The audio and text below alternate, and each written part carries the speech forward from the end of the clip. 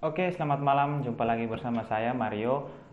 Dalam video kali ini, khususnya ini video UAS. Dalam saya akan membacakan materi tentang teknik berbicara di depan umum. Jadi terkhusus untuk para mungkin contoh yang bisa kita ambil itu seperti komika. Jadi mereka itu melawan rasa gugup mereka itu sendiri dengan cara tetap tenang, tidak terbata-bata dalam berkata-kata. Terus mereka juga selalu memperhatikan dari 5 komponen utama dalam berbicara di depan umum. Yang pertama itu penyampaian pesan, yaitu mereka sebagai komunikator memberikan pesan kepada komunikan dengan adanya umpan balik dari komunikan. Feedback dari komunikan memberikan itu seperti tertawa. Yang kedua itu adalah isi pesan. Isi pesan itu yang dari pemateri atau komika itu sendiri mengandung unsur yang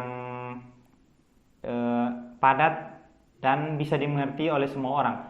Terus yang berikut adalah penerima informasi atau komunikan. Pembicara harus cerdas dalam memberikan materi yang dia kasih. Dan yang keempat itu adalah media penyampaian pesan itu seperti suatu informasi diterima dan dicerna oleh audiens juga dipengaruhi oleh media yang digunakan, seperti sarana pembantu penyampaian informasi. Dan yang kelima adalah feedback atau umpan balik dari audiens sendiri yang saya sudah jelaskan. Yang berikut adalah 3 faktor pendukung dalam berbicara di depan umum, yaitu faktor pertama itu adalah faktor verbal, yang kedua adalah faktor vokal, dan yang ketiga adalah faktor visual.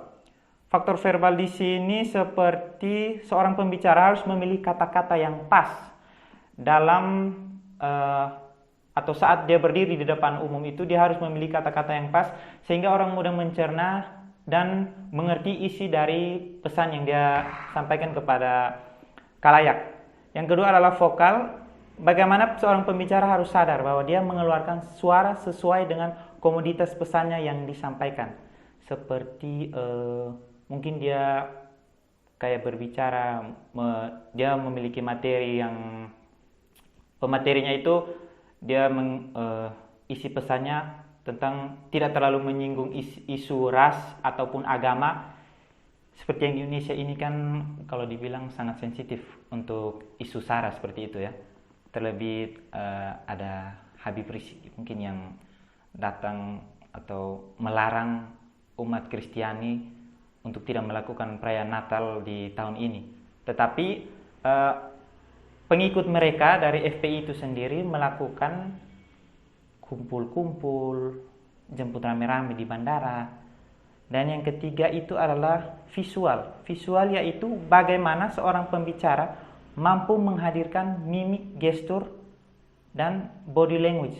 Seperti dia memberikan gerakan-gerakan kecil yang mungkin para audiens itu mengerti, ataupun dia memberikan suatu body language kepada audiens supaya audiens itu mengerti apa yang dia sampaikan kepada mereka itu sendiri.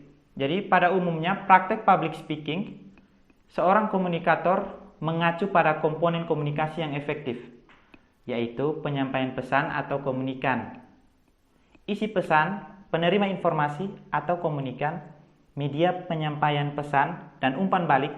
Pada bagian komunikator perlu pelatihan kemampuan nonverbal seperti mimik atau gestur. Kebanyakan orang yang mau menjadi seorang public speaking itu mungkin dia harus berlatih di depan kaca. Saya itu sering nonton dari videonya dari Pandji Pragiwaksono. Saya rasa dia sangat keren lah. Karena dia mampu memotivasi orang saat dia menjadi pemateri, dan orang itu entah dia terpengaruh atau tidak terpengaruh, tetapi sebagian dari audiens yang mengikuti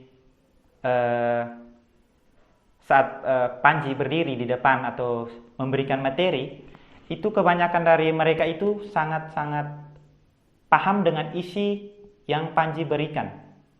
Seperti kalau teman-teman pernah nonton di channel YouTube-nya Panji Pragiwaksono tentang stand up comedy world tour, ya, dia keliling dunia dengan menggunakan uang pribadinya dengan mengadakan tur-tur di berbagai negara. Jadi pada bagian isi pesan itu dibutuhkan pelatihan untuk menyesuaikan referensi dengan audiens sebagai penerima pesan. Kemudian bagian media penyampaian pesan, biasanya seorang public speaker seperti komika dibiasakan melakukan cek sound dan menilai kualitas suara dari monitor sebelum acara dimulai agar meminimalisir gangguan secara teknis atau noise.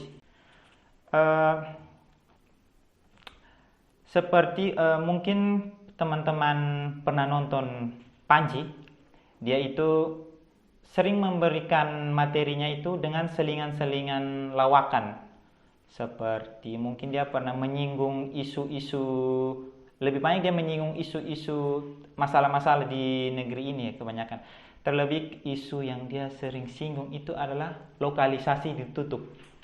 Ya, saya rasa itu sangat lucu sih kalau lokalisasi ditutup itu berarti pemerintah membuka penyakit di mana-mana. Jadi seperti yang Panji omong itu, dia harus Indonesia harus mengikuti negara-negara di luar tentang lokalisasi tempat PSK berkumpul itu. Oke, rangkaian dari sekian video saya Mario Franciscus Tigarani Soba, kelas C jurusan konsentrasi public speaking, telah menyelesaikan UAS dengan membuat video ini. Terima kasih.